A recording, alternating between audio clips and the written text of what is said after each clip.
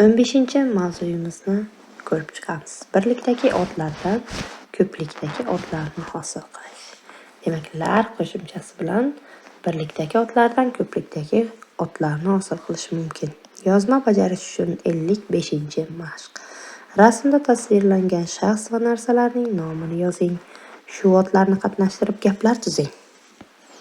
Piramida asosida uy so'ziga 3-4 ta gap tuzing. Tuzgan gaplaringizning har keyingisida so'zlar bittadan ortib borsin.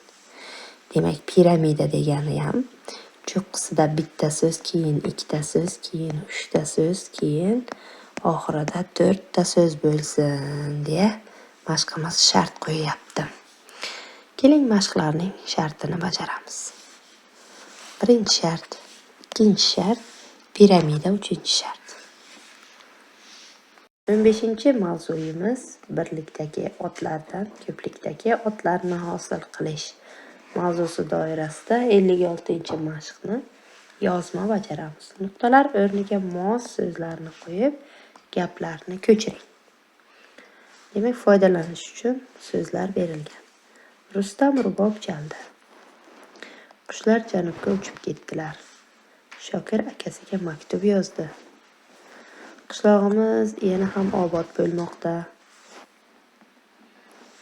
Bolalar sayohatga chiqdilar.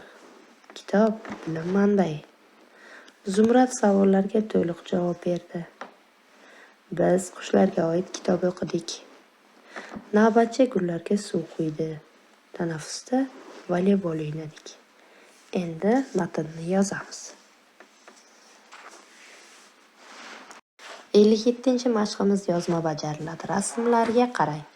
Kim va nimalar so'roqlariga javob bo'ladigan so'zlarni 2 ustunga yozing. Kim, nimalar. Demak, rasmlarga e'tibor beramiz. Mana tana a'zolari, mana mevalar, kapalaklar,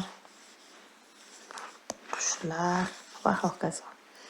Endi ularni birma-bir yozib chiqamiz.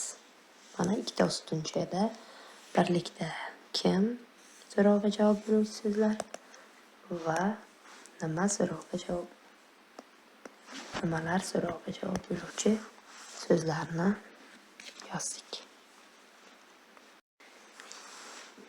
Qoidani o'rganamiz. Otlar birlik, o'quvchi kitob va ko'plik, o'quvchilar kitoblar shaklida qo'llanadi. Birlikdagi otlar kim yoki nima so'rog'iga, ko'plikdagi otlar kimlar yoki nimalar so'rog'iga javob bo'ladi. Lar qo'shimchasi birlikdagi otdan ko'plikdagi otni hosil qiladi. Uyga vazifa 58-mashq. She'rni ifodalay o'qing, ajratib ko'rsatilgan so'zlarga so'roq bering. Ularni o'zi bog'langan so'z bilan birga ko'chiring. Qishki o'rmon.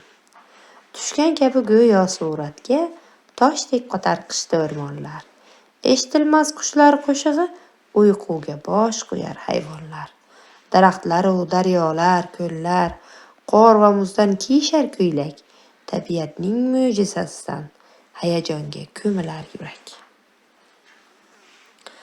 Demak, surat nima, o'rmonlar nimalar, qushlar nimalar, hayvonlar nimalar, daraxtlar nimalar, daryolar nimalar, ko'llar nimalar, qor nima, muz nima, ko'ylak nima, yurak nima.